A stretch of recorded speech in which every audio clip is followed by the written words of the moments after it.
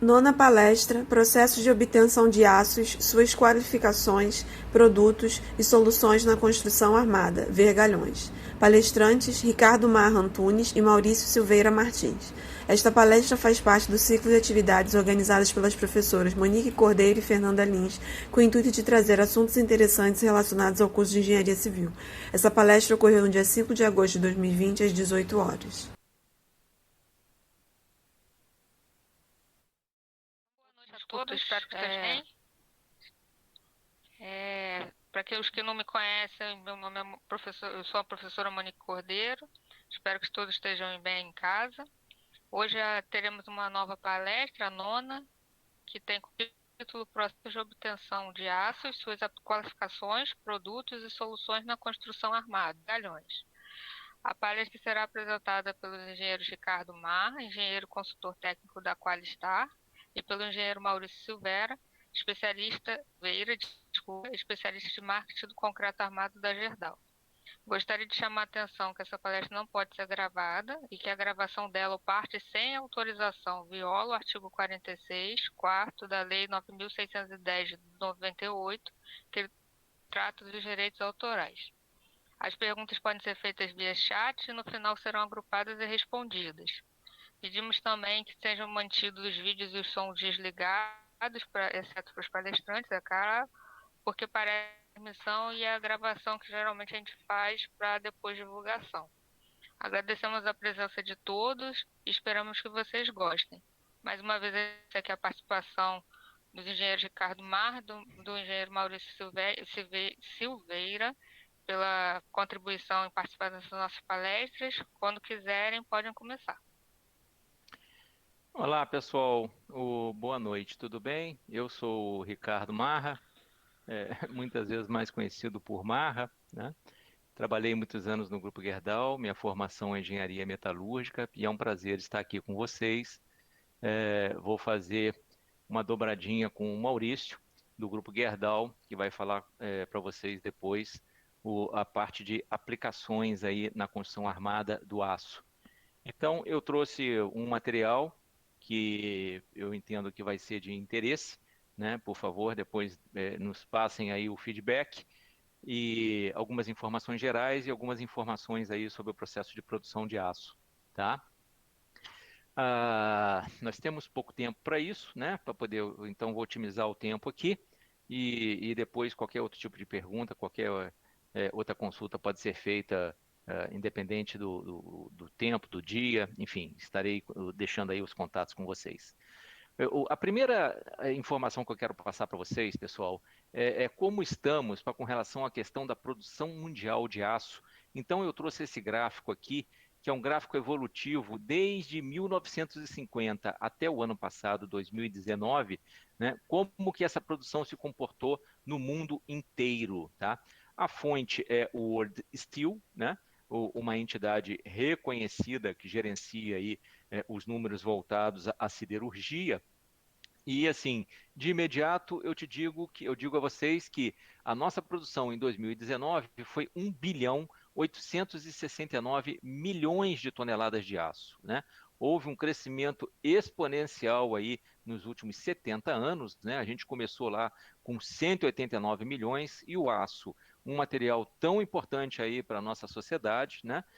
Teve esse crescimento chegando a quase 2 bilhões de toneladas aí no ano passado. Imagino que agora em 2020, né, vai estar um número muito próximo disso, certamente uma redução de consumo que impacta na produção em função aí da pandemia, de coronavírus, enfim, essas dificuldades aí que o mundo está passando. Mas é um número realmente assim extraordinário. E aí, alguém poderia nos perguntar, trouxemos aqui já a resposta, como é que essa produção está distribuída ao longo do mundo, né? Bom, o primeiro país produtor, né, que ganha de lavada nos demais é a China, com praticamente o 50% aí dessa produção, mais de 50% da produção, né?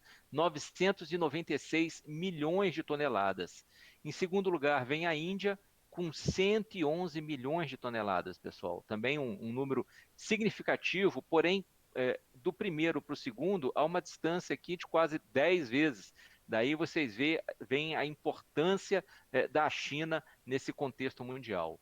Em terceiro lugar, nós temos o Japão, com 99 milhões de toneladas, mesmo com um continente, né, um território extremamente pequeno, vamos dizer assim, e até mesmo com algumas regiões inóspitas, né? Em quarto lugar, a gente já vem aqui para o lado das Américas, os Estados Unidos com 88 milhões de toneladas. O nosso Brasil, pessoal, ele está em nono lugar nesse ranking, onde em 2019 nós produzimos 32 milhões de toneladas, né? É uma posição, eu diria assim, importante, porém modesta, ainda mais considerando que nós somos aí o país que mais possui jazidas de minério de ferro no nível mundial. Tudo bem? Bom, aqui nós trouxemos a mesma informação, né, na forma de tabela, né, só para mostrar como que nós estávamos de 2014 até 2019. A gente percebe que houve um crescimento, por exemplo, da China, houve um crescimento da Índia. Quando a gente vai olhar ali a linha do Brasil, a gente percebe que praticamente não houve crescimento, né? Nós estamos desde 2014 aí meio que estagnados, né? Precisamos desenvolver mais aí essa produção, essa siderurgia, partindo do princípio que um país que produz aço tanto para o seu próprio consumo quanto para a exportação está se desenvolvendo cada vez mais. Um outro dado importante com relação a essa questão do panorama mundial da siderurgia é o consumo per capita, né? Ou o consumo aparente de aço por habitante. Esse número é dado em quilos, e aqui estão os dados de 2019 da mesma fonte, tá, pessoal? Ou seja, do World Steel. Então a gente olha aqui, olha, o líder, né? Que número é esse, né, pessoal? É o quanto que aquele país consumiu de aço, né, dividido pelo número de habitantes que ele tem, tá? Mesmo que esse aço, depois de transformado, seja exportado, mas ele entra na conta. Então a Coreia do Sul lidera esse ranking, né, com aproximadamente 1.040 quilos de aço consumidos por habitante no ano de 2019. A China, ela vem com 633. Então vocês veem assim, né? Um país que não figurou nem entre os 10 primeiros produtores de aço, maiores produtores, é o maior consumidor, né? E grande parte desse aço, nós sabemos que ele exporta, né? Ele manufatura, né? E ele produz, por exemplo, automóveis, navios. Nós sabemos da capacidade industrial aí que a Coreia do Sul tem de produzir produtos para consumo, vamos dizer assim, bens em geral. E então eles têm esse número extremamente elevado. O Japão, com praticamente 500 quilos por habitante, né? Taiwan com 760. Quando a gente olha para cá, olha, a gente vem para o nosso lado aqui das Américas, o Canadá, né, com 350 quilos por habitante, né? Lembrando que o Canadá é um país com poucos habitantes, vamos dizer assim, quando você compara principalmente com a sua dimensão territorial. Os Estados Unidos têm aproximadamente 300 quilos por habitante, o México com 190. Eu gosto de referenciar o México porque assim ele tem uma economia muito parecida com a do Brasil, vamos dizer, né? Existem algumas similaridades, e o nosso Brasil aqui está com menos de 100 quilos por habitante. Então a gente ainda tem muita coisa a desenvolver nesse país, né? Eu entendo que precisamos industrializar o país, precisamos melhorar aí o consumo, gerando oportunidades, gerando emprego, gerando qualidade de vida para todos nós, né? É importante a gente enxergar esse número aqui como uma oportunidade, né? Se vocês quiserem olhar depois, e lembrando, é claro, que esse material vai estar disponível, mas a gente tem aqui os números da Itália, os números da França. O fato o Brasil ele está abaixo da média mundial, né? Então esse não é um dado legal. A gente precisa trabalhar, né, como povo brasileiro para melhorar aí esse índice, ok? Bom, entrando agora na linha da siderurgia, o que eu vim falar para vocês hoje, né, é sobre a obtenção e a transformação desse camaradinho aqui, olha, do elemento ferro. né? Estamos aqui com a tabela periódica dos elementos, que já nos deu alguns calafrios aí ali no ensino médio, mas eu tenho aqui a minha série dos metais, né? Eu tenho aqui o ferro, eu tenho o níquel, eu tenho o cobre, eu tenho o zinco, eu tenho o alumínio, e a siderurgia é o processo de obtenção e tratamento, né, de transformação do ferro. Ele está disponível na forma de um elemento, né, combinado na natureza com oxigênio, ou seja, ele se apresenta na forma de minério de ferro. O minério de ferro mais comum que se tem é a hematita, Fe2O3, né? 2 átomos de ferro para 3 átomos de oxigênio, e cabe ao homem o trabalho de promover essa separação, né, desse composto, vamos dizer assim, dessa substância, para que eu possa, então, trabalhar o ferro como eu quero. Bom, e como é que eu faço isso? Eu tenho aqui uma imagem, vou dar apenas um overview, né? O minério de ferro está aqui representado por essa pequena montanha, tá? E eu coloco, então, esse minério, né, em um equipamento denominado alto-forno, tá? Junto com o carvão mineral ou coque. O coque nada mais é do que o carvão mineral já tendo sofrido uma pré-queima, já tendo sido, vamos dizer assim, trabalhado, reduzido assim as suas sujidades, né? E aí então eu tenho o ferro gusa. E é o ferro gusa, gente, que entra no meu conversor, na minha aciaria. O conversor é um equipamento da aciaria, onde esse tubo aqui representa uma lança de oxigênio, que esse oxigênio vai se combinar com um carbono residual que veio desse coque aqui, para poder então produzir o meu aço. Então, pessoal, a primeira informação que eu gostaria de deixar para vocês, assim, sob o ponto de vista técnico, é que ferro é diferente de aço. Ferro é um elemento encontrado na natureza e ele está ali na forma de óxido. E o homem, ele trabalha com o aço, né? Ele precisa separar aquele oxigênio do ferro, ele usa então o carbono para isso, né? Porque aí o oxigênio é mais ávido pelo carbono do que pelo ferro, e com isso eu formo uma liga ferro-carbono. Aço, então, é uma liga ferro-carbono com até 2% de carbono, né? Tecnicamente falando, porém nós vamos ver que os aços comerciais, eles dificilmente ultrapassam 1%. Né, ficando ali principalmente em 0,10, 0,20, 0,45% de carbono na minha mistura, na minha substância aço. Tá? Depois eu pego esse aço ainda no estado líquido, acima de 1.600 graus, coloco ele em uma panela e envio ele por engotamento contínuo para que eu possa obter, então, ele na forma de tarugos, ou seja, solidificado. Então eu tenho lanças, jatos de água aqui, que solidificam a casca metálica e, consequentemente, depois o núcleo, e aí esse tarugo ele pode ser trabalhado. Aqui eu já tenho a composição química do meu aço pronto, pessoal. O Grupo Gerdau ele tem também várias usinas, né, que nós chamamos de mini mills, para a reciclagem da sucata, né? O aço do Gerdau é um aço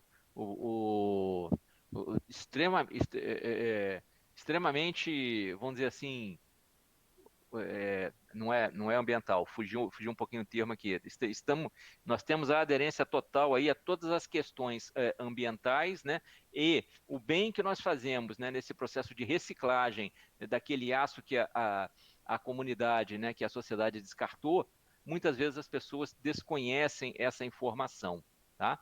E essa sucata, então, ela já está sólida. Aqui eu já tenho aço, eu misturo um pouco de gusa sólido, e levo ele a um forno elétrico a arco. Aqui a fonte de energia já é a energia elétrica. Aqui, né, eu tenho a queima do carbono. Né? Depois que eu tenho já a minha sucata fundida, né, com 2 elementos só ali controlados, o carbono e o fósforo, eu levo ele para um outro equipamento denominado forno-panela, aonde eu vou fazer o tratamento químico do material, pessoal. Então, todos os outros elementos, né, carbono, manganês, enxofre, o fósforo, silício, vai ser tudo tratado aqui no forno panela, e quando eu tenho ele conforme as minhas especificações, eu posso liberar ele, então, para o mesmo processo do lingotamento contínuo. E aí o meu tarugo, né, voltando, então aqui tem duas linhas, né? Uma linha que vem do minério e outra linha que vem da sucata. Perceberam? Então, esse tarugo ele entra para um forno de reaquecimento, né, onde ele chega ali a temperaturas superiores a 1000 graus, aonde ele se torna novamente trabalhável, e nas minhas gaiolas de laminação eu vou produzir o meu produto, as minhas barras, né, no caso aí, da nossa matéria, o famoso Gerdau GG50. GG50. Tudo bem? Bom, um ponto importante, né, sobre o ponto de vista da qualidade, pessoal, às vezes a gente pode entender assim, pô, vergalhão é tudo a mesma coisa, né? Não, não é, né? A gente precisa ter um controle muito claro, né, muito forte, restrito aí da composição química desse material, porque a composição química depois é a que vai ser um dos grandes inputs para gerar as minhas propriedades mecânicas. E após a liberação do conversor, né, e para a panela, e então vazando ele para o lingotamento contínuo, eu gero um número de corrida.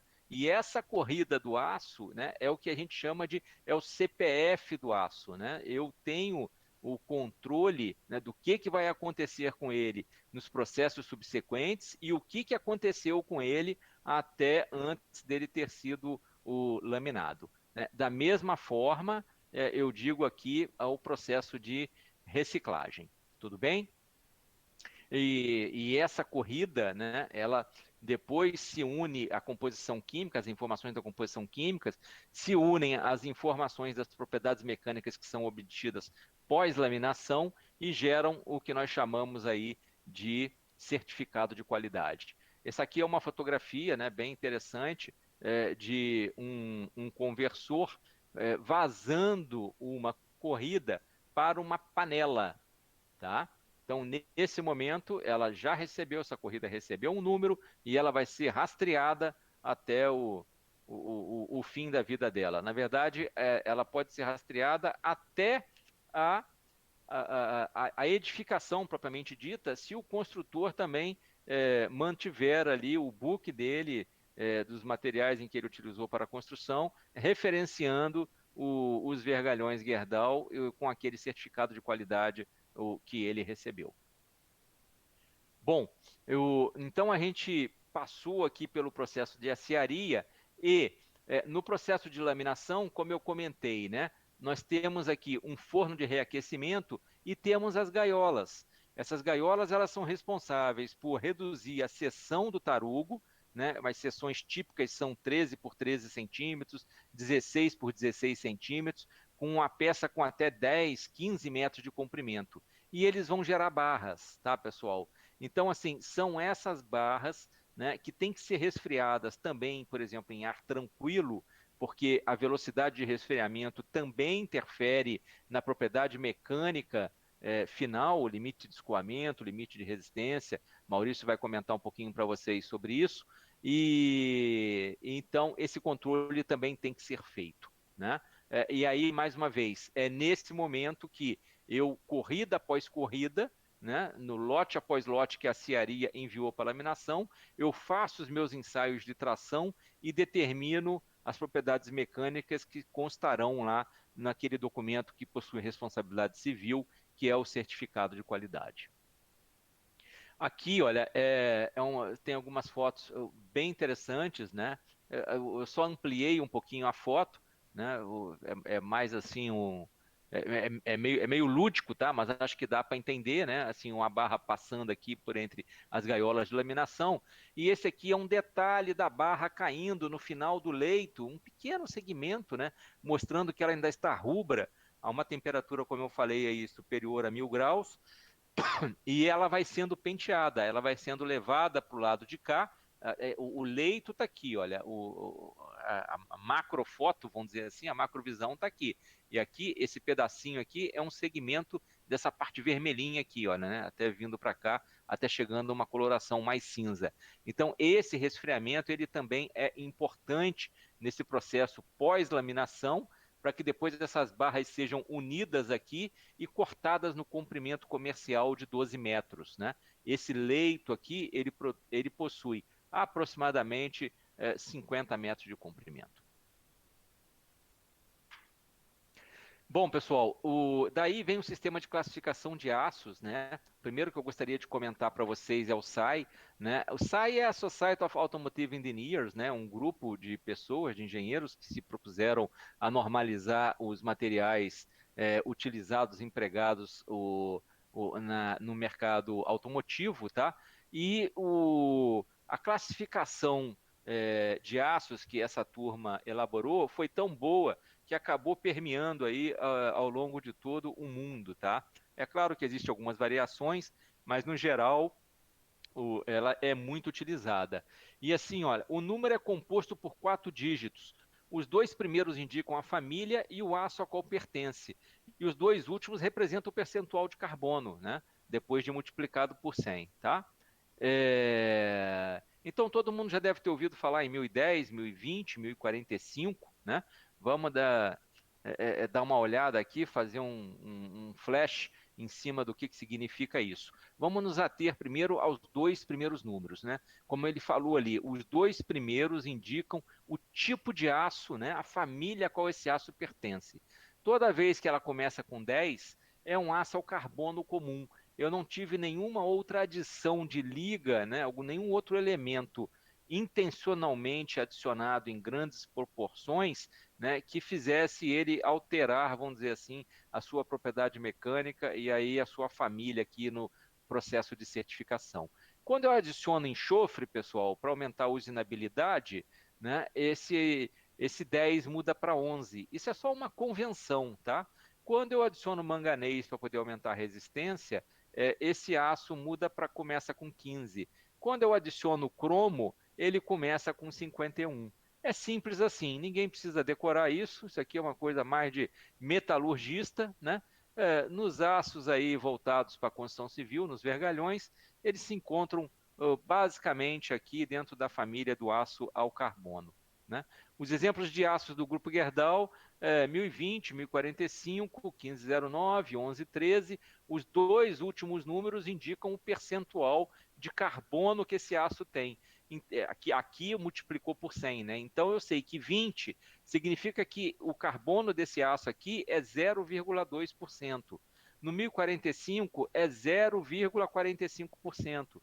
No 4140 é 0,40%. Simples assim, pessoal. Só que o carbono, ele é um elemento tão poderoso nessa mistura com ferro para poder constituir o aço, que uma simples mudança de 0,2 para 0,45 altera significativamente as propriedades mecânicas desse material, né? Porque altera a estrutura, isso pode ser visto lá no diagrama ferro-carbono, mais uma vez, coisa de metalurgista que não cabe para nós aqui nessa noite de hoje. A STM, né, American Society for Testing Materials, né, também aí uma outra entidade de normalização, né, que visa aí especificar normas com propriedades mecânicas e algumas composições químicas, embora com faixas mais abertas, tá? Então a STM A36, A572, A588, que é utilizado aí principalmente na parte de estruturas metálicas, né, são exemplos desse sistema de classificação, dessa entidade de normalização. A nossa BNT, a nossa querida BNT, né, na qual a professora Elizabeth, a UERJ, vem nos ajudando assim de uma forma extraordinária, né, é a principal entidade brasileira de normalização. Ela se subdivide em comitês, né, o nosso comitê é o CB28, de siderurgia, na qual eu também participo. Existe o CB2 de construção civil, que vocês terão certamente uma interação muito grande com eles, né? Tem CB42 de soldagem, enfim, tem umas centenas de comitês brasileiros. E esses comitês se dividem em comissões de estudos. Temos, por exemplo, a de metalografia e ensaios, onde a gente está revisando a norma de aderência de barras, a 7477, que a UERJ está dando uma contribuição infinita. A nossa professora Elizabeth aí é a coordenadora dessa comissão. E nós temos a NBR 7480, que é a norma de aços para a construção civil, que o Maurício vai explorar bastante com vocês. Alguns exemplos, né? É claro que assim, ó, as normas brasileiras, elas têm equivalências com as normas internacionais, né?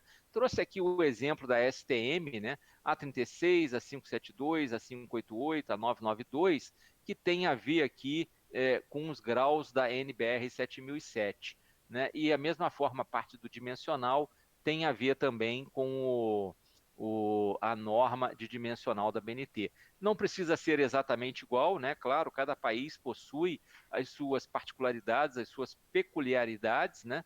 Então isso também tem que ser respeitado.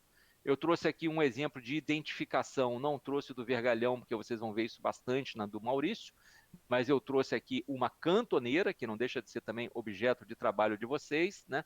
Onde a gente tem aqui, ó, a STM A36 NBR 7007 MR de média resistência 250, né? E aqui os feixes acondicionados. Né? E isso tudo, todas essas informações das propriedades mecânicas e composição química, vai num certificado de qualidade expedido pela área da qualidade e expedição do Grupo Gerdau, assinado pelo gestor da qualidade daquela unidade. Nesse caso aqui, é a assinatura do Gabriel, que é o gerente da qualidade da Gerdau Cozigua, situado ali no Distrito Industrial de Santa Cruz, pertinho de vocês.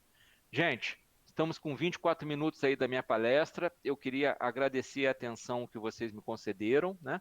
Vou ficar aqui até o final, à disposição para qualquer pergunta lá que tenha sido enviado via chat. Muito obrigado, vou interromper o meu compartilhamento aqui.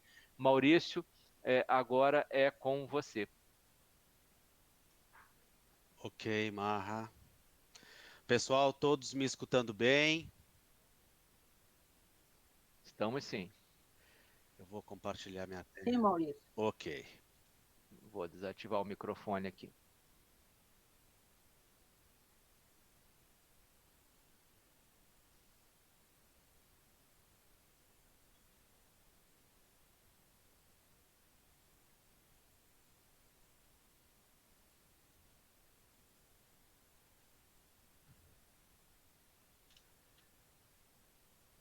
Pessoal, minha apresentação entrou aí para vocês? Entrou sim, Maurício, estamos vendo. Excelente, vamos lá então. Ponteiro. Pessoal, novamente, boa noite a todos. Agradeço a oportunidade, reforço aí o agradecimento às professoras. Fiquem à vontade para estar colocando as dúvidas no final e vamos começar. A ideia aqui é estar dando, vou falar um pouco do uso do aço, a gente viu com o Marra a parte inicial aí de extração do minério, de beneficiamento e a questão siderúrgica, e a gente vai abordar aqui um pouco da aplicação. Certamente, muito dos conteúdos e da teoria que eu estou trazendo aqui, vocês já conhecem, mas serve como um reforço, e alguns pontos eu acho que a gente consegue estar clareando e estar tendo uma discussão aí em conjunto no final sobre sistemas construtivos e como a construção civil pode avançar. Falando brevemente aí da Gerdau, quase 120 anos de experiência, muito focada em aços longos, mas a gente também é grande produtor de aços planos e hoje a produção está focada nas Américas. Um ponto importante, né, pessoal, a maioria do aço para construção civil vai da rota que o Marra comentou, uma rota semi-integrada que utiliza sucata. Então, boa parte de todos os materiais que a gente aplica na construção civil vem de uma rota extremamente sustentável, utilizando aí grandes volumes de sucata. Como a apresentação vai ficar disponível para vocês, a gente tem uma série de catálogos e manuais que vocês podem estar baixando no nosso site, inclusive alguns artigos técnicos que a gente escreve ao longo do tempo. Pessoal, complementando tudo que o Marra comentou sobre as questões de produção e de uso no aço. Então, o aço, meus amigos, ele não está presente somente na construção.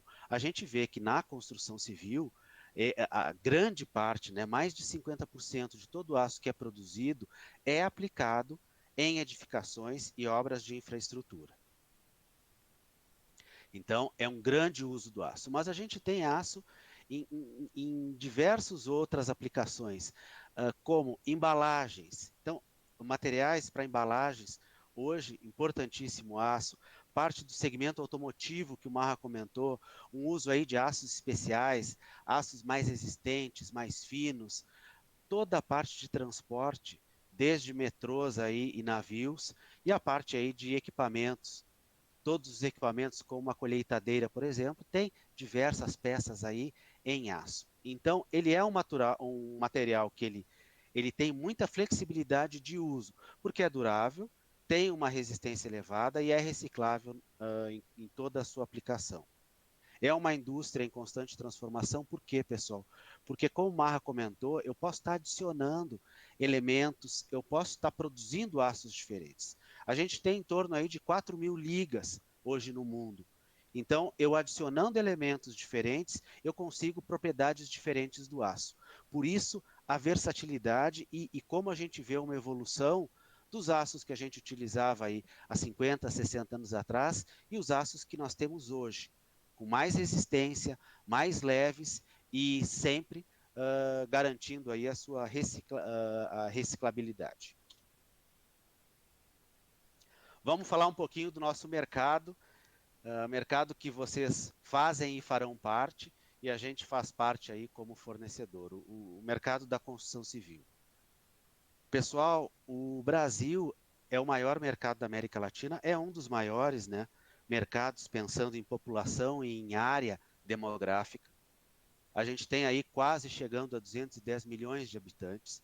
Então, é uma indústria extremamente relevante. Tão relevante que vocês vão ver os números que representa para a sociedade a indústria da construção civil. Mais de 10 milhões de empregos diretos e indiretos. Já representou, pessoal, 10% do PIB brasileiro. Quando a gente fala de investimento, quase 700 bilhões por ano são investidos.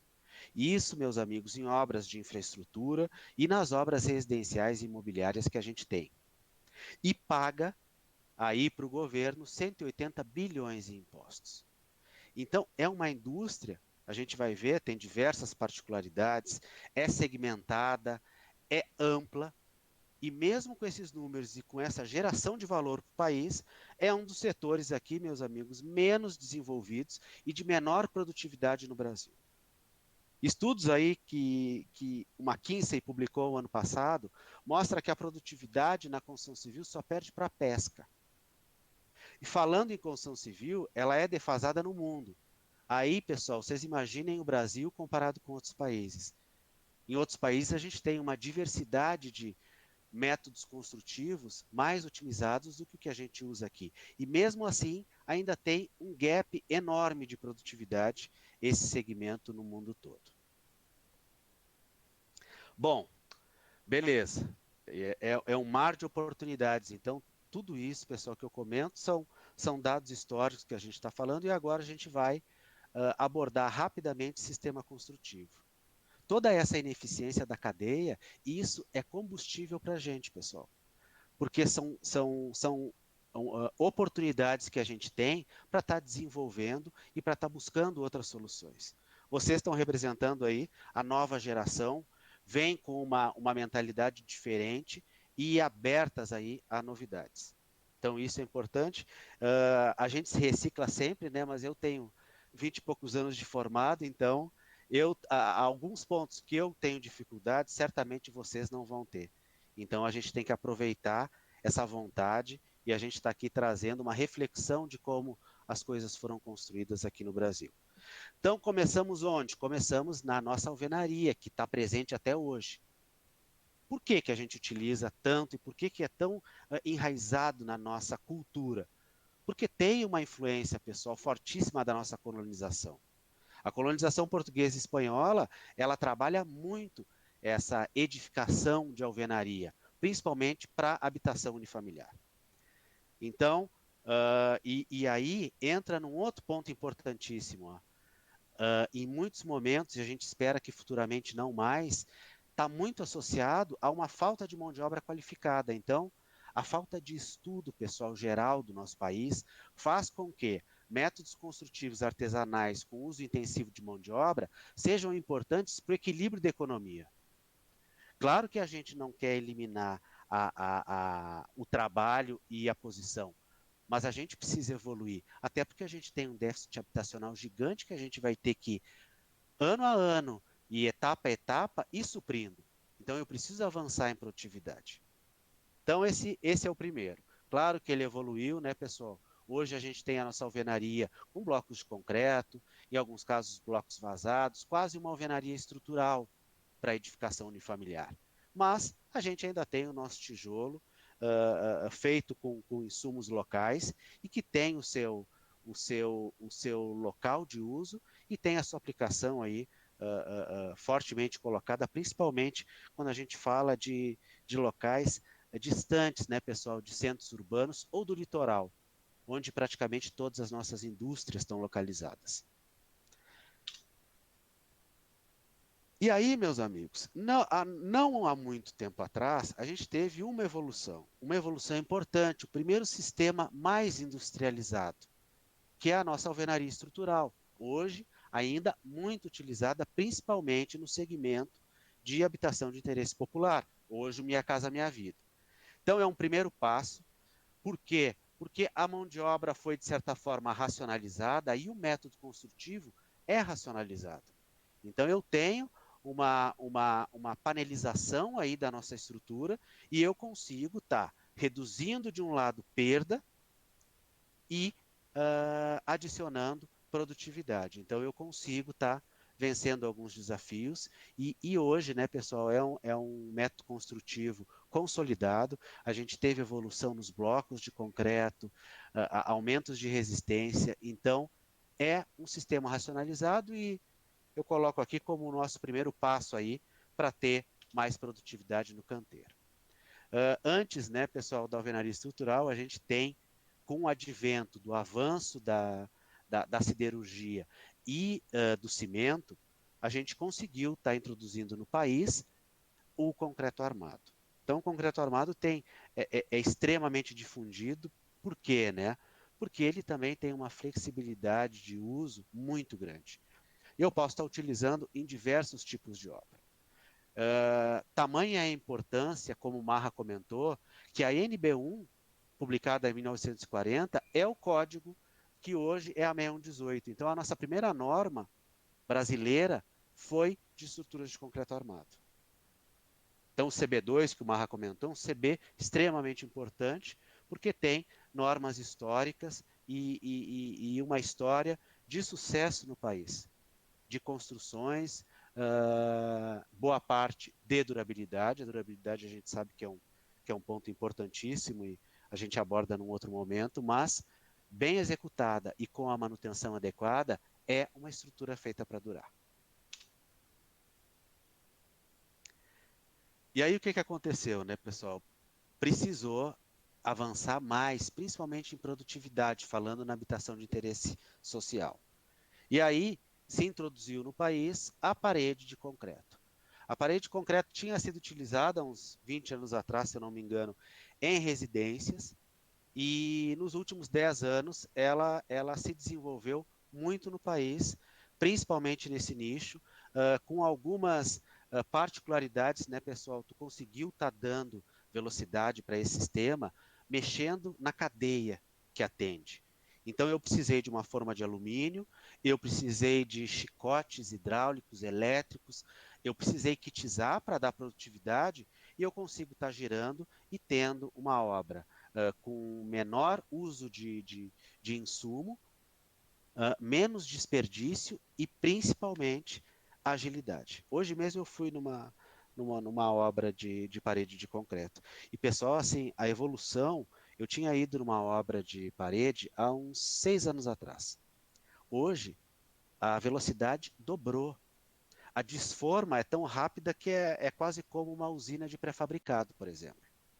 De tão rápida que é a desforma.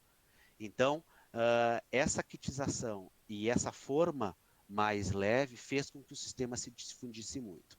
Ele precisa de uma padronização para poder ser viável, mas ele consegue essa escala na habitação de interesse social. E aí, pessoal, vocês podem me perguntar, e os outros sistemas? Então, deem uma olhada. O Brasil constrói muitos números aí de habitações e de metros quadrados construídos, é enorme. Todos os sistemas mais industrializados estão aqui, pessoal. Somando todos dá 5%. Entra as estruturas metálicas no geral, as estruturas pré-fabricadas, a parte de wood frame. Então, o wood frame colocado aqui não é só aquele quadro de madeira, e sim também as madeiras engenheiradas que a gente tem hoje disponível no país, CLT, Cross Laminated Timber, glulam. Então, a gente tem uma madeira engenheirada que começa a entrar no país. Mas esses sistemas, pessoal, representam 5% só. A alvenaria continua, principalmente na residência unifamiliar. A alvenaria estrutural, quase 20%. A gente ainda tem 48% das estruturas em concreto armado. É hoje o sistema construtivo mais usado no país. E as paredes de concreto com 15%, que é uma estrutura de concreto armado também, moldada em loco, mas pela importância e pelo uso e pela tecnologia colocada específica para a parede, a gente acaba dividindo aqui na nossa avaliação. Então, existe um gap grande no país de sistemas industrializados. Esse é um ponto importante, é um ponto que a gente tem discutido em diversos fóruns e, de alguma forma, talvez, esse momento delicado que a gente esteja passando faça com que a gente repense métodos construtivos e busque, talvez, mais eficiência das nossas obras. Quando a gente fala da construção civil, ela é um mercado grande e a gente normalmente trata por segmentos. Até porque a gente tem uma tipologia construtiva, a gente tem, não só falando de insumos, né, pessoal, mas culturalmente falando, muito diferente cada segmento. Então, esse primeiro segmento, que é o da autoconstrução, a gente pode pensar, pô, mas ele é menor que construtora, que imobiliário. Não, pessoal, esse hoje é o maior mercado que a gente tem. Mais de 50% do que se constrói no país é via autoconstrução, que é o varejo, que é a venda pequena, que é o usuário fazendo a reforma da sua casa, é o pequeno construtor que constrói 2 casas geminadas para venda, esse é o perfil. E diversas tipologias, né? Casas de maior valor, casas populares como essa, são pessoas físicas e pequenas empresas. O segmento mais falado, né, pessoal, depois do de infraestrutura, que vem depois desse aqui. O segmento imobiliário, ele engloba aí tanta edificação residencial, comercial e hotelaria. Destaque aqui, né, pessoal, nesse período de pandemia, o segmento de hotelaria é um dos que mais sofre, né? Então, impacto pesadíssimo está tendo, e o comercial também. Quem são os clientes? Quem constrói? Construtoras, incorporadoras e empreiteiras. E aí a gente tem uma diversidade de edificações. Residenciais, comerciais, shoppings, habitação de interesse popular. Um segmento cross, segmento importante, pessoal, porque é um segmento que busca, né, e traz industrialização para a obra, um segmento de pré-fabricado. Então, ele muitas vezes está atrelado ao segmento imobiliário, por quê? Principalmente por conta das lajes. Então, a gente tem um uso muito difundido no país de lajes pré-fabricadas, treliçadas, painéis com isopor, lajes alveolares.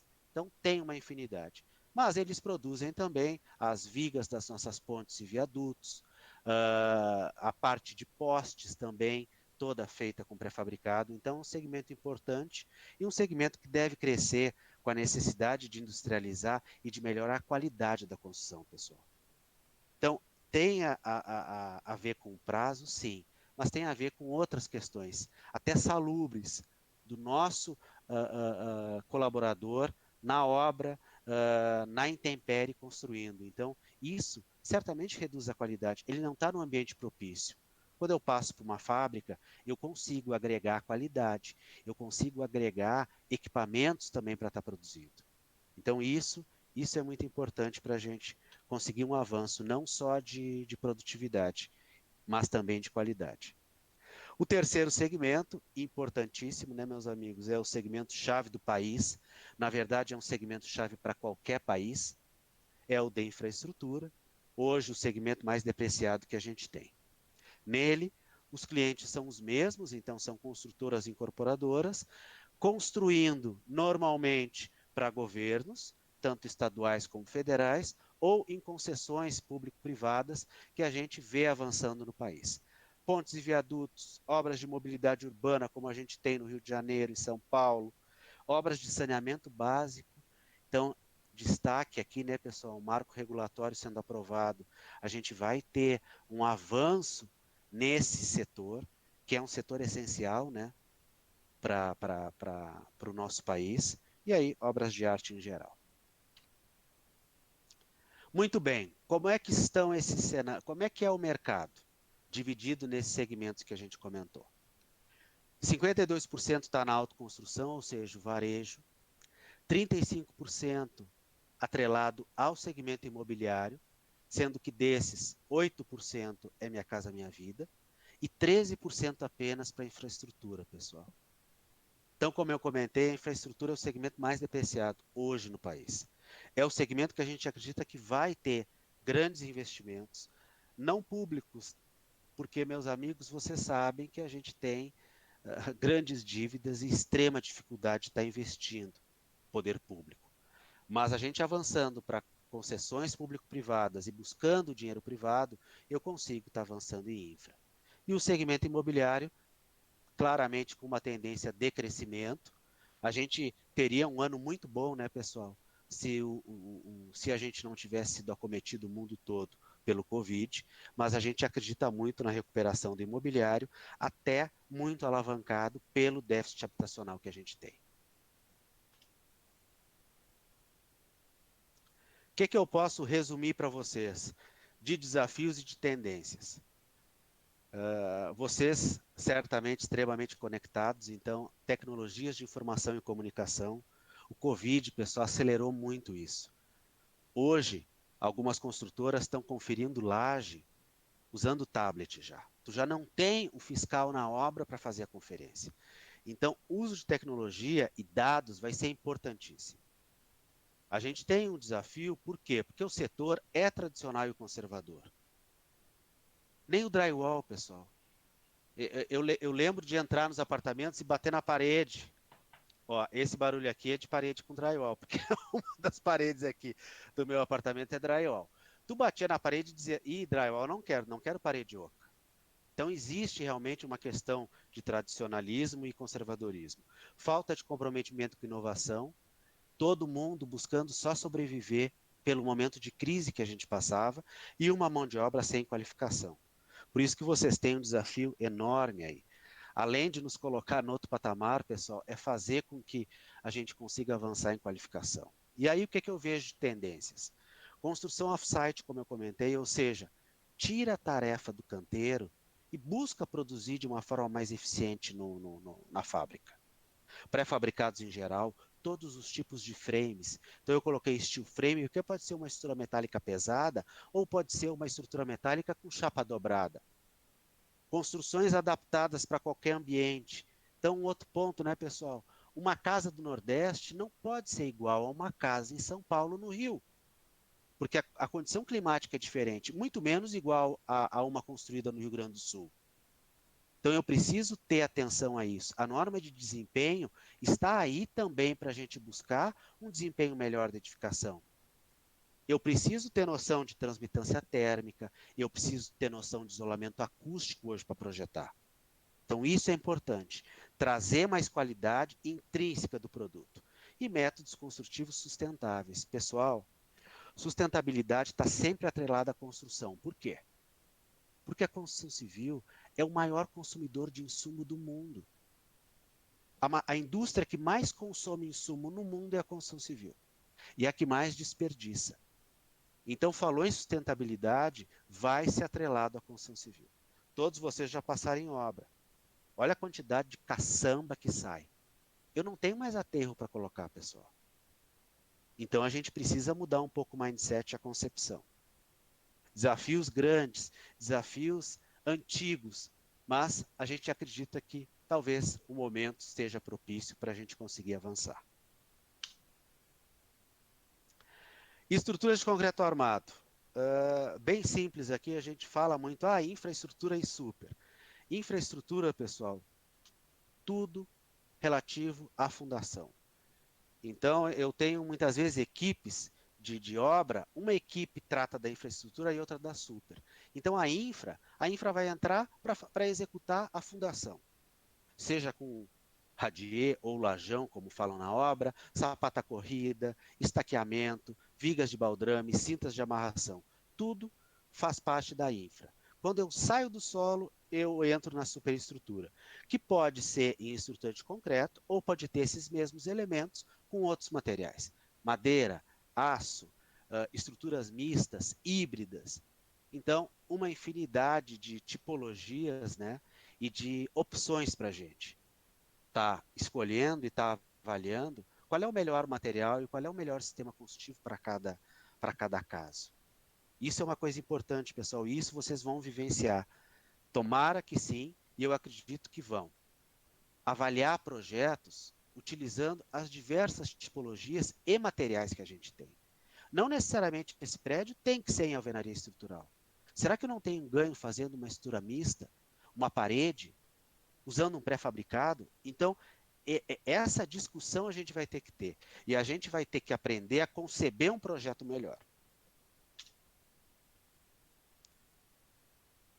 As professoras certamente já falaram muito dessas questões com vocês. Então, as estruturas, né, pessoal, mesmo para um leigo, ela parecendo rígida, ela não é.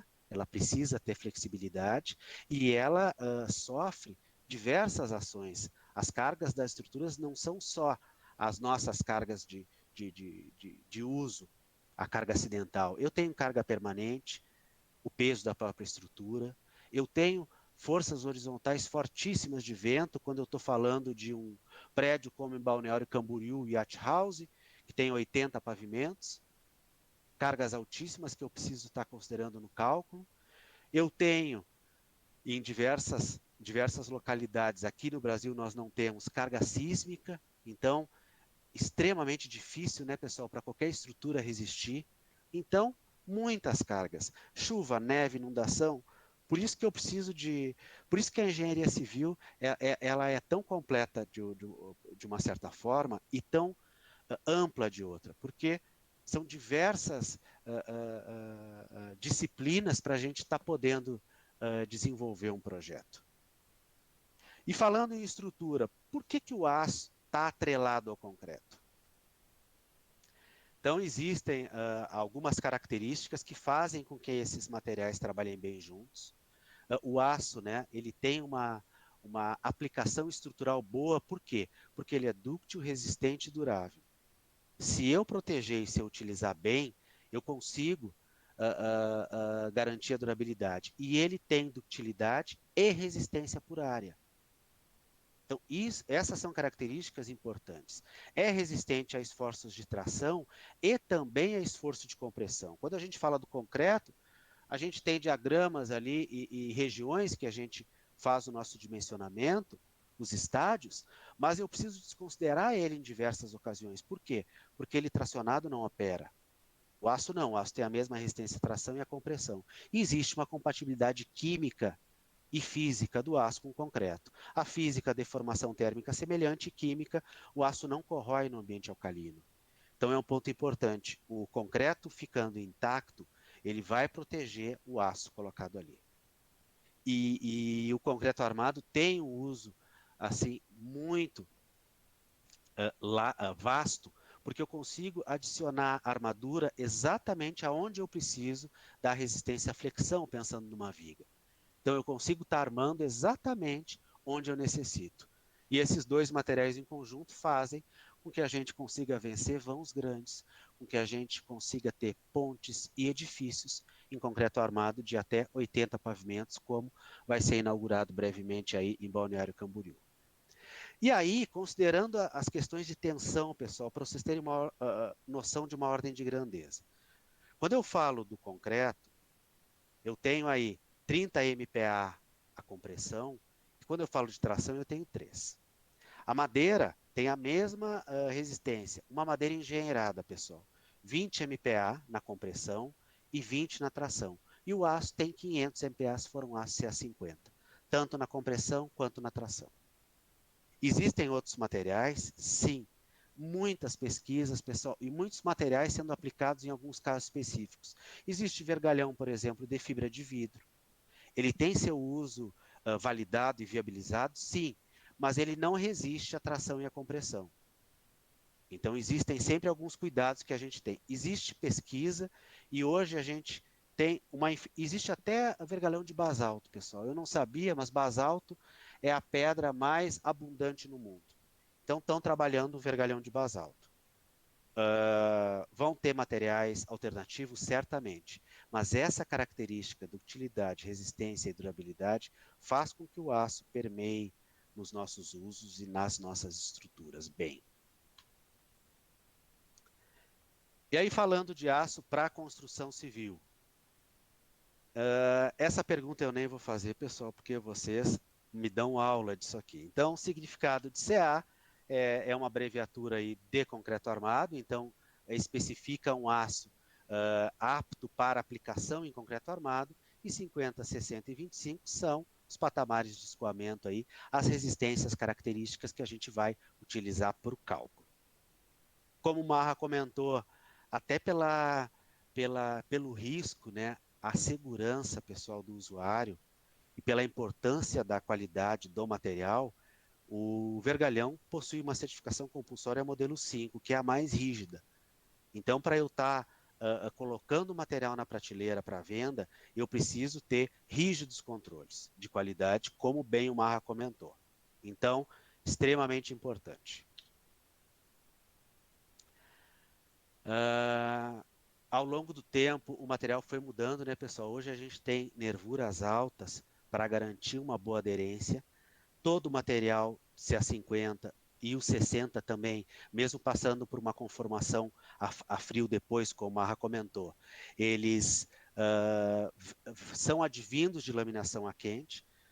A gente produz em diversos formatos. E uma questão importante que o Marra comentou também, 100% soldável em todas as bitolas. Tu pensa em industrialização, pessoal, tu precisa ter um aço soldável, porque muitas vezes a solda vai ser um ponto importante para viabilizar o prédio. Então, extremamente importante, tem a ver com composição química, com carbono equivalente.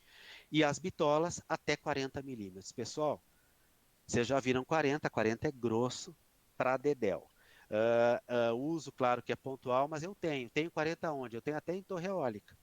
Em base de torre eólica, eu tenho 40, e no bloco de fundação do Yacht House, que eu comentei, foi aço 40 milímetros. Quando eu penso em industrialização, eu penso em corte e dobra. Aí eu não uso material reto, né, pessoal? Eu vou usar material em rolo ou carretel.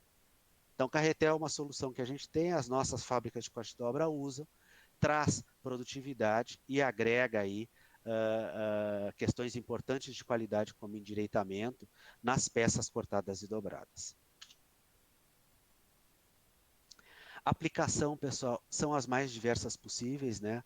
Para superestrutura, elemento de fundação, para produtos prontos, que a gente vai ver o que são produtos prontos. Telas soldadas, malha pop, tela para tubo, todo esse range de produtos que a gente tem para fins específicos. Falando num passo importante também de produtividade nas obras, pessoal, foi a introdução do corte e dobra. Todos vocês já viram bancada em obra e quão rudimentar é o corte e dobra dentro de uma obra, sem a estrutura adequada. Então, até meados de 1990 era o que a gente tinha, todas as obras cortavam e dobravam, recebiam o material em 12 metros e faziam o seu beneficiamento com perda.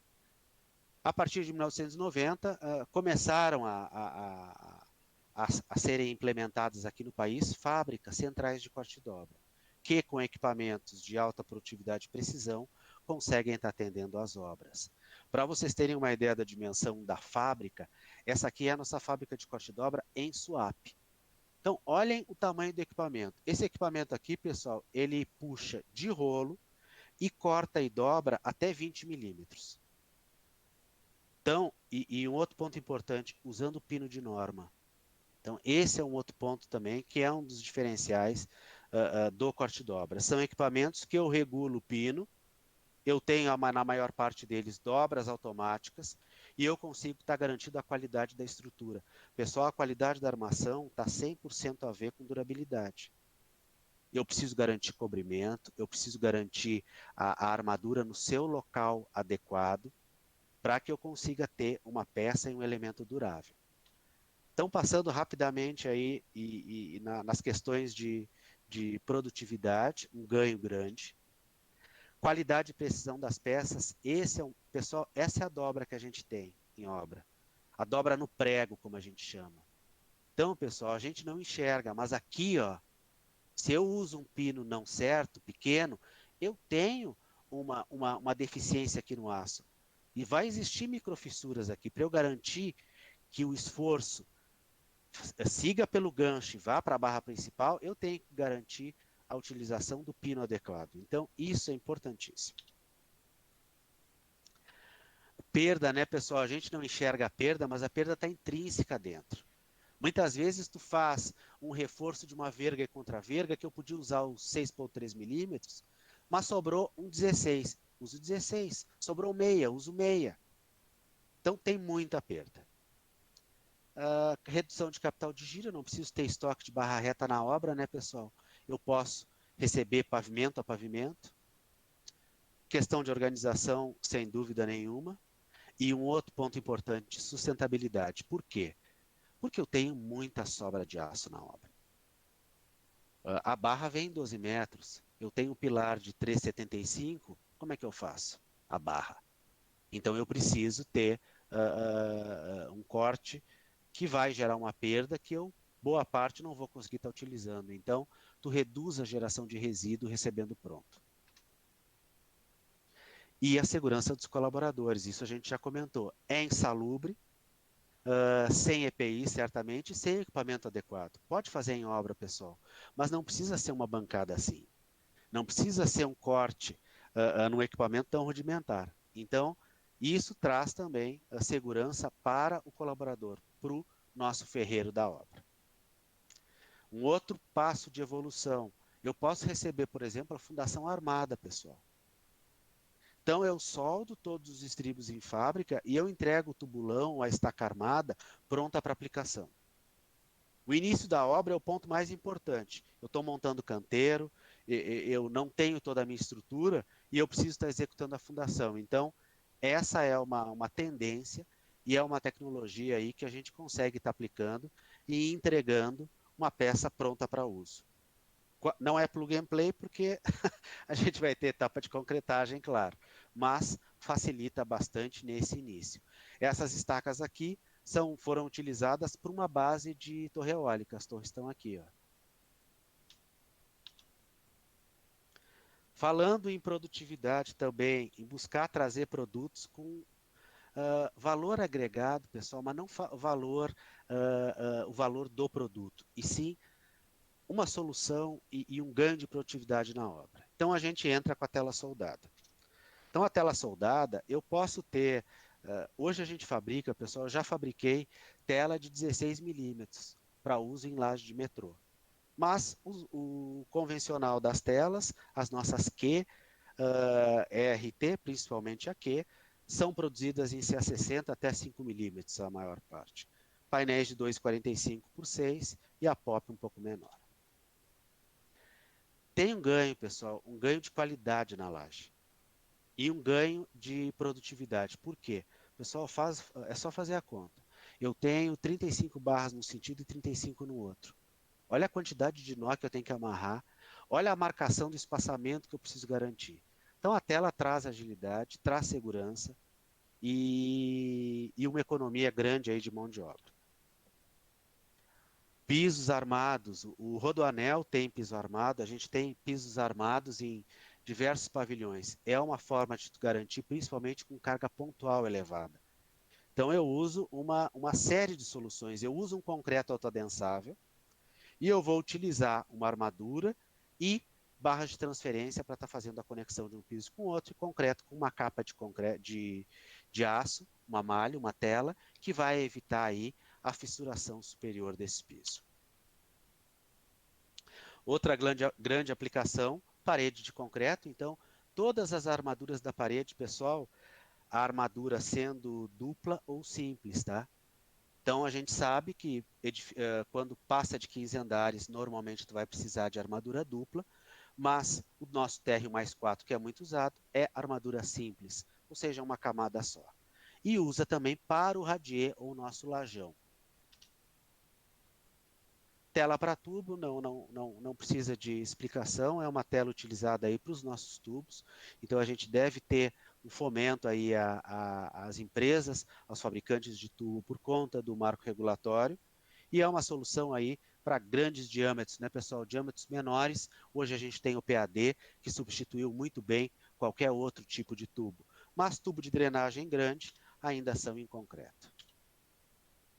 A treliça, o uso principal, né, pessoal, em lajes pré-fabricadas, seja com painéis maciços como esse, seja com modelo nervurado. Então eu consigo estar usando, existe uma aderência muito boa na capa, porque o concreto parte do corpo na obra. E aí, principalmente, aplicação em lajes. Eu posso usar também como espaçador, em armadura negativa, ou caranguejo. Vocês já viram certamente caranguejo, caranguejo apoia a armadura negativa da nossa laje ou de qualquer piso que a gente vai executar, eu tenho uma armadura negativa. A barra de transferência complementa essa solução, pessoal. Então ela faz a ligação, ela é lisa e ela parte é concretada junto com a placa, parte não, e essa outra parte ela é engraxada para que consiga correr e fazer essa ligação dos pisos aqui, ó. Então, o piso, né, pessoal, o pavimento rígido, bem executado, tem uma durabilidade muito maior que o pavimento asfáltico. Por isso que em alguns países como a Alemanha, todos os pavimentos aí de rodovias são armados. Coluna é um produto bem específico aí para autoconstrução, 2 bitolas, ela é uma tela dobrada, né, pessoal? E eu consigo estar utilizando aí como colunas estruturais ou não, dependendo do seu projeto. Vergas, contravergas, baldrames, é muito utilizado principalmente na autoconstrução.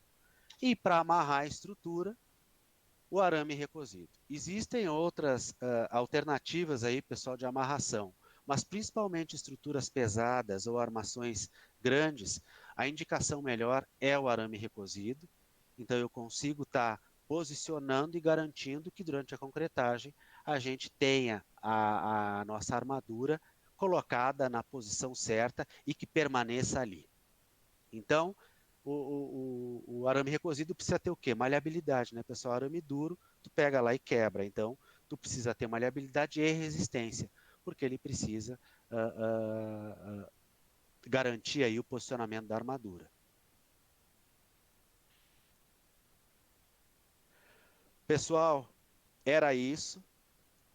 Eu acho que a parte mais importante é realmente a nossa discussão aí de métodos construtivos, por isso que eu corri um pouco no final, mas para a gente conseguir tá respondendo as dúvidas e foquei mais na parte mais de mercado mesmo e das provocações aí que eu acho que vocês vão ter na vida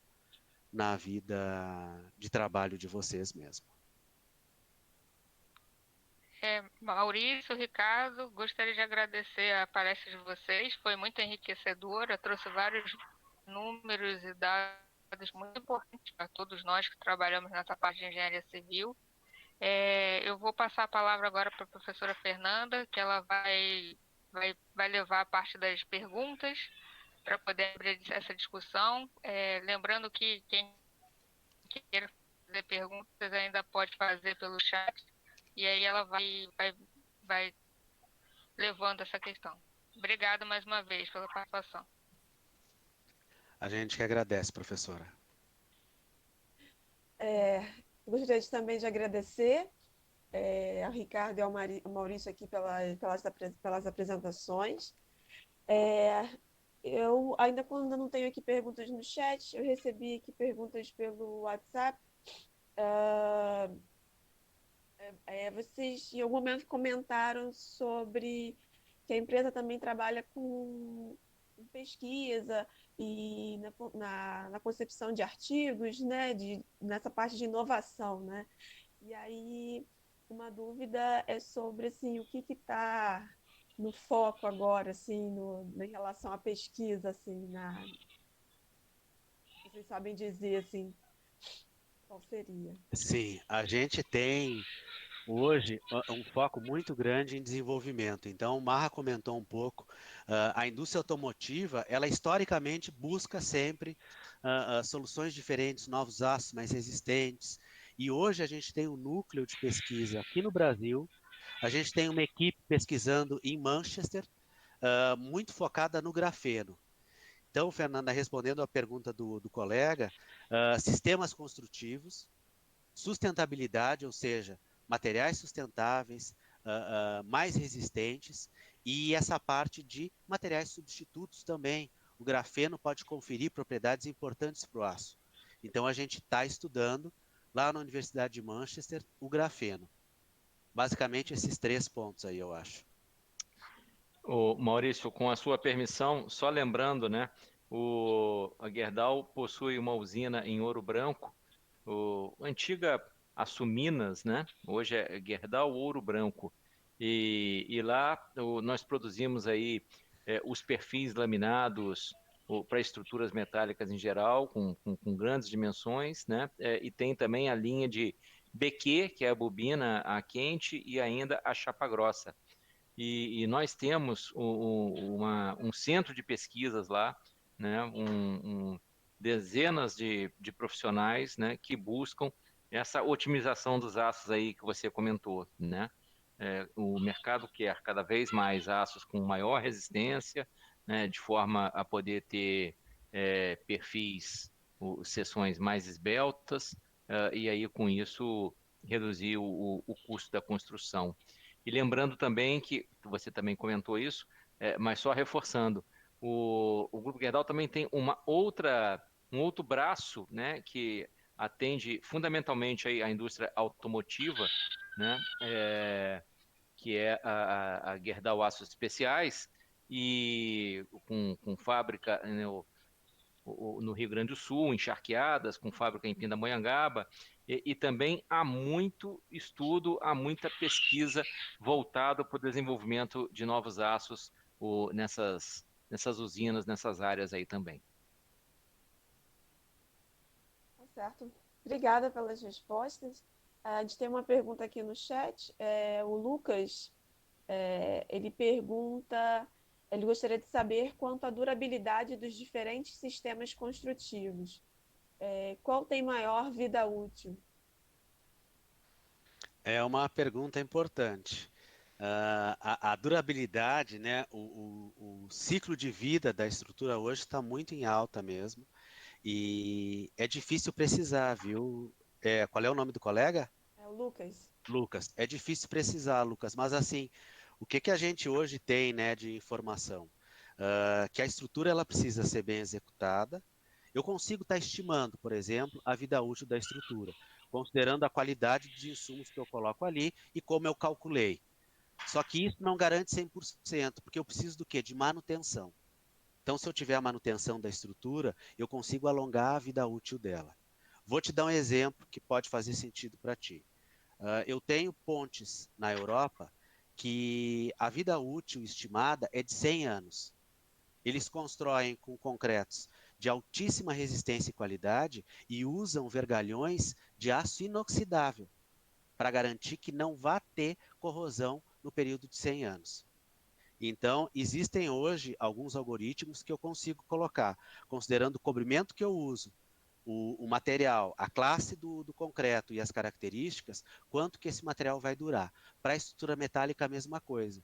Eu faço um cálculo e eu, como o Marra comentou, eu coloco elementos de proteção para garantir que essa estrutura dure. Tendo a manutenção adequada, ela vai atingir, de uma forma geral, tudo que é bem executado e bem planejado e calculado com manutenção vai durar. A gente sabe que não é o que a gente vê por aí, mas é um desafio, sim. Tá certo. Ah, A professora Monique tem uma pergunta, eu vou voltar aqui a palavra para ela rapidinho. Monique? Sim, eu vou aproveitar as duas perguntas que foram feitas. Na verdade, eu tenho duas, mas a primeira é relacionada a essas duas primeiras, né? É saber se vocês têm, poderiam informar para a gente, assim, a questão de pesquisas com as universidades brasileiras, quais são as pesquisas que estão sendo feitas, e também, aproveitando que o Maurício acabou de falar, a gente tem feito muitas pesquisas com aço inoxidável e ácidos especiais. E muitas vezes, por exemplo, com a própria Gerdau, a gente não consegue esses perfis, né? O meu ramo é mais de metálicas, mas a gente acaba não conseguindo. E qual seria esse novo, nessa linha de pesquisa, se existe essa intenção de entrar nesse mercado, até mesmo com as universidades para esse estudo? Professora, o que eu tenho conhecimento são de estudos com a Universidade Federal do Rio Grande do Sul, que está próxima a uma usina, e aqui em São Paulo a gente já fez alguns estudos pontuais, né, Marra, com universidades e instituto de pesquisas como o IPT. E a própria USP também, né? A gente tem tido uma boa relação com eles e na linha de perfis, estamos desenvolvendo também um trabalho junto a eles lá. Professor, assim, é de total interesse a interação, e eu acho fundamental a interação da indústria com a academia, para buscar soluções juntas. Hoje a gente tem um núcleo, respondendo à tua segunda pergunta, de materiais focados em durabilidade. Então, avaliando diversas tecnologias aí, por isso até que eu comentei do aço inoxidável, que é uma realidade, e dependendo da obra na Europa, e nós não temos aqui alternativas para que a gente consiga, de alguma forma, garantir uma durabilidade maior. Então, o aço pode, de alguma forma, estar mudando um pouco as suas características e está agregando. E aí, professora, o Brasil ele tem um histórico de pensar só no concreto. Então, eu só busco a garantia de um concreto melhor, mas o concreto ele tem sua fragilidade, em algum momento ele vai fissurar. Fissurando, ele vai permitir agentes agressivos, que agentes agressivos adentrem aí e possam afetar o aço. Então, eu acho que, pensando em durabilidade, é no concreto e é também estudos de aços, pensando em redução de taxa de corrosão.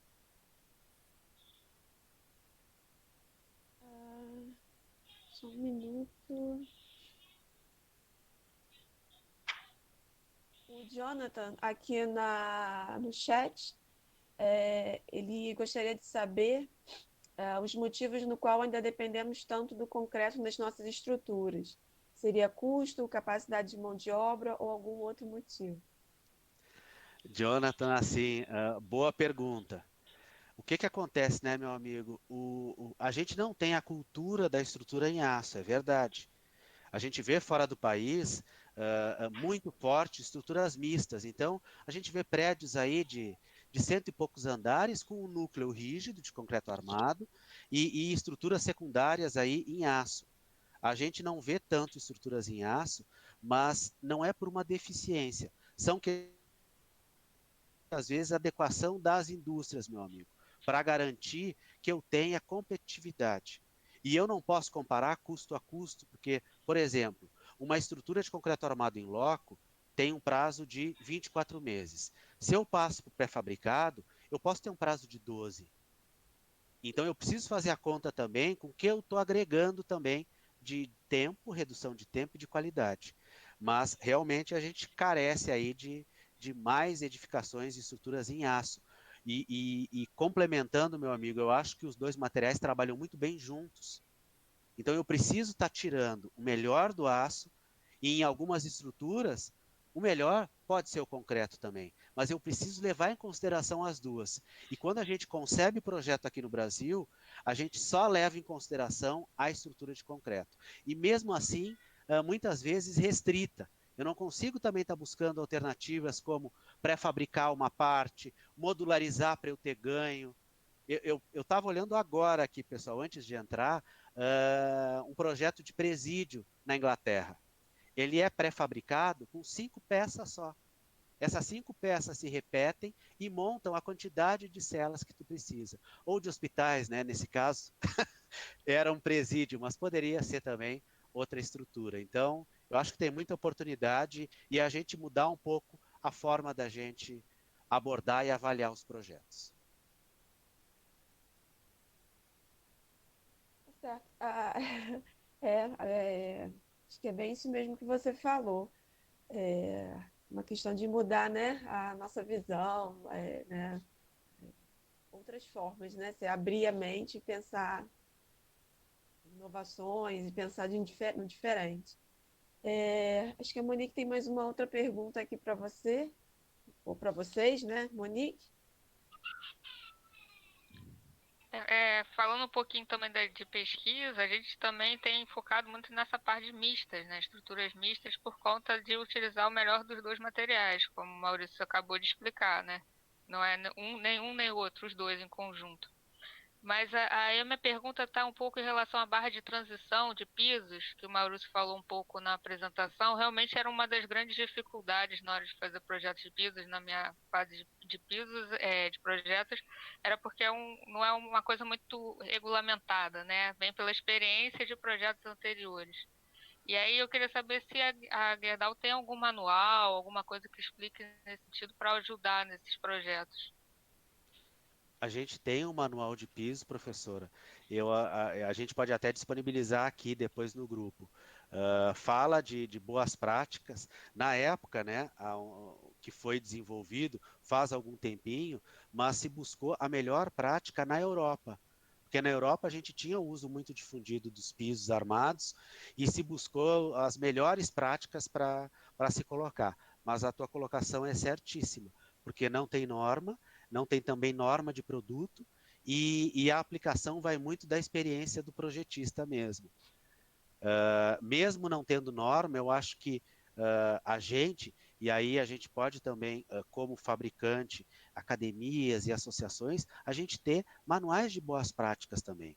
Isso precisa, do meu ponto de vista, ser revitalizado, porque é um material de qualidade que a gente consegue estar disseminando conhecimento. E não dependendo só da norma, né, professora? Porque a norma também não cobre tudo. Ok. É, obrigada. A Betinha tem uma pergunta aqui. Betinha, passar a palavra. Bom, eu queria falar, o Marra mostrou, né, que o aço é reutilizado, a sucata, né, e uma coisa que me preocupa muito, que eu pesquiso há uns 8 ou 9 anos, quase 10 anos aqui na UERJ, é a parte de reciclagem do concreto. Então, olha, isso é uma coisa que atrai um interesse muito grande do aluno, né? Eu consegui, na época das grandes obras aqui do Rio,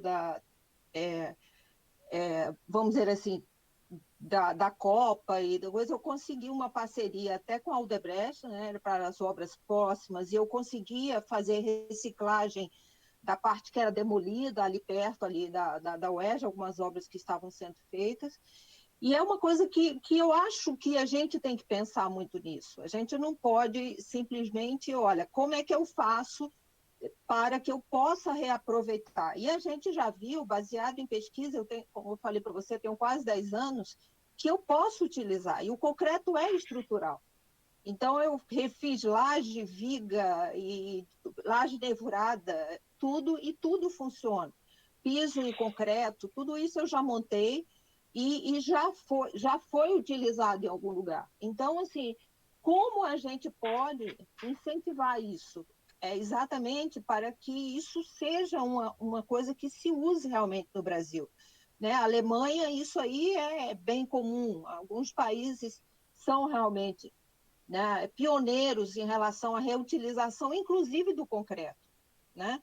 Do concreto reciclado. E muitas vezes você vai falar com isso, olha, vamos reciclar esse concreto, vamos fazer, e as pessoas ficam olhando assim com um jeito meio esquisito, como é que você vai utilizar entulho, né? Até para que a gente consiga o entulho, muitas vezes, eu vou nas obras e peço que esse entulho seja colocado em um determinado local, as pessoas Aí, olha, tem cuidado, não joga cigarro, não joga isso, mas é complicado. Então, Maurício, como é que você acha que a gente pode incentivar exatamente quem está chegando assim na vida profissional para que isso seja, não, claro, não pode ser sempre, mas que isso seja realmente utilizado, né, para que a gente diminua exatamente o problema grave que a estrutura de concreto que depende de materiais naturais. Eu sou do concreto, tô lutando contra mim, mas tudo bem, Não, tá certo? professora, excelente colocação. Quando a gente vai para a economia circular, né, faz todo sentido eu estar reutilizando, ou reutilizando de uma forma diferente, como tu comentou, usando o entulho de outra forma, ou muitas vezes até a peça inteira. A gente não tem isso. O ciclo de vida do produto cimento, ele é muito prejudicado porque o fim de vida útil dele, ele não tem um destino útil diferente de outros produtos que giram. Então, eu vejo muito pouca pesquisa mesmo, e professor, até agregando no teu comentário, quando eu faço a reavaliação, por exemplo, do aço que volta para a usina, quando ele foi aplicado em concreto armado, eu não uso 100%, porque mesmo parte daquele aço, eu considero que ele não volta, porque ele fica atrelado no entulho e não vai ser reciclado. Talvez uma forma diferente da gente pensar, professora, e assim, certamente nós vamos ter pressão de todos os lados para construir com sustentabilidade. Então, a sustentabilidade tem a ver com durabilidade e tem a ver com novas formas de se fazer. Imagina se a gente conseguisse um Lego, pelo menos parte da estrutura como um Lego em pré-fabricado, e eu possa desmontar depois do fim de vida e aquilo se transformar numa outra estrutura. Então, são questionamentos e provocações para as indústrias também, professora, que a gente precisa colocar mesmo. É tema extremamente importante. E as pesquisas estão aparecendo. Eu recentemente estudei ciclo de vida do aço e ciclo de vida de edificação. E isso está sendo assim, ó, primordial fora do país. Tu precisa garantir um ciclo adequado e um melhor uso dos materiais. Mas é um ramo de pesquisa importantíssimo, professora. Tomara que os nossos futuros profissionais aí sejam tocados aí sensibilizados por esse tema e comecem a avançar junto com a gente aí em pesquisa e em alternativa para a gente superar esse desafio que é enorme mesmo, professora. O Maurício, com a sua permissão e tentando completar também a resposta da professora Elizabeth, a senhora perguntou sobre alguma sugestão, vamos dizer assim, né, para os estudantes, para os novos profissionais, naquilo que focar. Então, na minha visão de metalurgista, mais uma vez, né, eu vejo uma oportunidade que é a utilização de coprodutos siderúrgicos na construção civil, né? Hoje a gente já tem aí a utilização de, por exemplo, escoras de alto forno para a fabricação de cimento, mas aqui, principalmente no estado do Rio de Janeiro, a gente tem aí uma fonte inesgotável, por exemplo, de escória de aciaria elétrica. E está aí pertinho de vocês, né? Está ali na Cozígua, como eu falei, Santa Cruz. E esses materiais hoje eles são eventualmente utilizados assim para base, subbase, em pavimentações e talvez assim mais uma ou outra variante, mas eu acho que ainda é uma coisa pequena, né? Se eventualmente houvesse um estudo voltado para a utilização, para a fabricação de pré-fabricados, por exemplo, com esse tipo de material, seja ele misturado, agregado a outro ou não, é, um, é sempre um objeto de estudo interessante. Essa é a minha modesta opinião sobre o tema.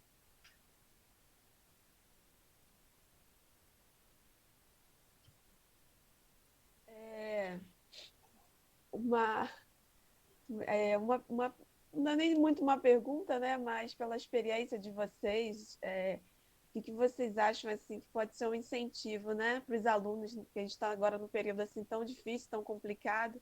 Então, assim, o que poderia ser, vocês poderiam falar para incentivar aí esses nossos novos alunos na área aí de engenharia civil aí, né? Eu posso começar falando, depois o Marra comenta. O que que eu poderia dizer, professor? Assim, a gente tem um cenário difícil, um cenário econômico, a gente tá, a curva está ascendendo para cima agora, a gente passa por um período de recessão muito grande, mas o nosso país, pessoal, tem tudo para construir. Olha a nossa carência de infraestrutura, de estrutura urbana, residências. Então, é muito desafio que a gente precisa vencer. E hoje, a gente está num período de conexão, ou seja, vocês estão muito mais conectados a tecnologias e as empresas e o mercado muito mais aberto à inovação. E eu acho que trazendo essa contribuição de vocês, de cabeça aberta, sem vício, conectados ao que a gente vê fora e ao que eu consigo estar agregando, vai fazer um diferencial na carreira profissional de vocês. E agrego mais um ponto. O tema que a professora Maria Elizabeth trouxe é importantíssimo. Sustentabilidade é um tema que vai permear todos os caminhos da construção civil. Então, se aprofundem nesse tema, avaliações de ciclo de vida e como eu consigo contribuir até para uma construção viabilizada aí via economia circular, que vai ser um diferencial para vocês. E conectado sempre, né? Buscando referências e buscando conhecimento. O Brasil tem um desafio enorme pela frente e vocês certamente vão poder contribuir com muita qualidade, desde o ensino, que vocês saem de uma universidade com renome, com experiência, trazendo conteúdo e conectados aí a outros players e indústria. Por isso que eu acho também extremamente importante a gente ter essa proximidade e poder estar conversando com vocês, aprendendo e trocando experiências.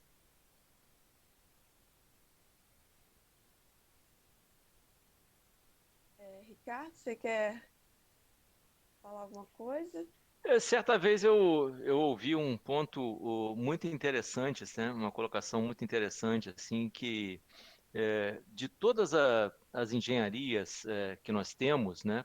Vamos falar assim das básicas, né? A engenharia elétrica, a engenharia mecânica, né? A engenharia metalúrgica, talvez aquela que mais tenha hoje oportunidade, potencial de inovar, seja a engenharia civil, né? Porque exatamente por tudo que o Maurício colocou, né? A gente está ainda talvez muito conectado a um modelo de construção assim, vamos dizer mais assim do passado, né? E com oportunidades batendo à porta, seja através de construção modular, seja através de estruturas metálicas, seja através de novos materiais, até mesmo na construção armada. Então, o engenheiro civil ele tem uma oportunidade, eu acho que coisas novas irão, já estão acontecendo, na verdade, né? Eu não me desviaria desse caminho, dessa formação da civil, nesse momento, assim, em hipótese alguma, né? Sendo muito sincero. Tenho 54 anos, tenho uma filha de 23, faz engenharia civil na UF, e falo o mesmo ponto para ela, né? Acho que assim que o engenheiro civil também ele é uma pessoa versátil, né? No sentido de essa formação te capacita também a você assumir outras posições nas organizações que não seja diretamente ligada à construção, né? Se é que vocês me entendem. Isso é uma coisa bem bacana, né? Até até um banco, vamos dizer assim, que é um engenheiro civil, né? Porque tem uma. Primeiro que o engenheiro civil tem uma capacidade de raciocínio desenvolvida, né? Aqueles 2 anos mortais de cálculo fazem isso com a gente, né, pessoal? E depois, assim, vocês estão fazendo parte de uma instituição renomada, né? Instituições de ensino que começam com Universidade Federal, Universidade Estadual, né? É um primeiro grande cartão de visitas, né? Estejam ligados a, as associações, né, de uma forma geral, né? Procurem conhecer o Instituto Aço Brasil, procurem conhecer o Instituto Brasileiro de Tela Soldada, procurem conhecer a BCP, Associação Brasileira de Cimento Portland, procurem conhecer A ABS. Obrigado. A ABS, eu estava tentando lembrar dela, desculpa. A ABS, a BTC, Associação Brasileira de Tubos de Concreto, essas associações elas são interessantes, sabe, gente? Participem de reuniões de revisão de norma, né? É uma bela forma de vocês contribuírem e ouvirem, né?